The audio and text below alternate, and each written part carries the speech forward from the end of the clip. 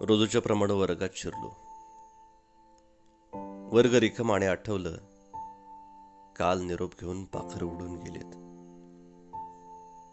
रिकामी पाखर निशब्द झालेली आणि मी सुद्धा.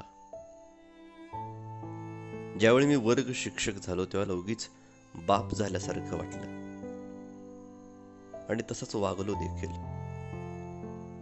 हातात आलेल्या मातीच्या गोळ्यांना आकार येत गेला आणि मन हरकून गेलं. उद्या जाऊन यांनी नाव काढावं असा विचारही कधी मनाला शिवला नाही. फक्त वाटत राहिलं यांनी मोठं व्हावं, फक्त चांगलं शिकून मोठं व्हावं. जशी एखादी सुंदर कलाकृती पूर्ण होत जाते तसा कलाकार त्यात गुंतत जातो. त्याचा स्वतःवरचा विश्वास कमी व्हायला सुरुवात होते.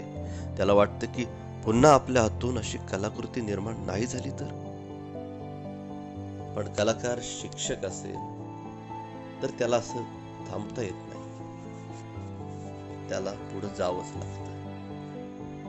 रिकामा वर्ग भरून निघेल, पण रिकामं झालेलं मन लवकर भरेल असं वाटत नाही. आणि अस्वस्थता नवीन कलाकृती पूर्ण होईपर्यंत साथ देईल.